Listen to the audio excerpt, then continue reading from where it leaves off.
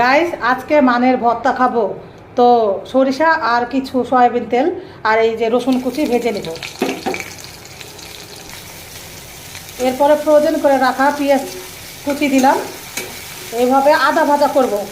যারা পছন্দ করেন আদা ভাজা খেতে, মানে কাঁচা পেঁয়াজ খাবেন না, তারা আদা ভাজা চাইলে একটু আদা ভাজা করে নেবেন, তাহলে পেঁয়াজের গন্ধটা চলে যাবে।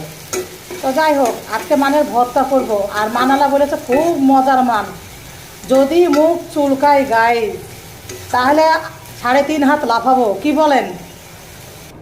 এখন মানের ভর্তাটা মুছে নিব। এভাবে সিদ্ধ করা হয়ে গেছে, মান তো গলে গেছে আলহামদুলিল্লাহ। এখন পেঁয়াজ রসুন ভাজাটা অ্যাড করব, মরিচ তো অ্যাড করে দিয়েছি ভাজা। আরও একটু অ্যাড করে দেবো সরিষার তেলের উপরে, একটু কাঁচা সরিষার তেল দেবো। এরপর এটাকে মুছবো, মানে ভর্তা বানাবো। পরিমাণ মতন লবণ অ্যাড করবো। তো রেডি হয়ে গেল আমার মানের ভর্তা গাইস। খেয়ে 3.5 হাত লাফাতে হবে মনে হচ্ছে, কারণ এটাতে লেবু না দিয়ে কেউ কখনো খাবেন না। যে যেখান থেকেই খাবেন করে মানের ভর্তা, মান আলা বলবে খুব দামি মান, আমার খুব সুন্দর মান।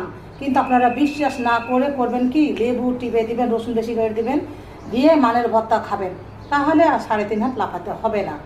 বিখ্যাত মানের ভর্তা।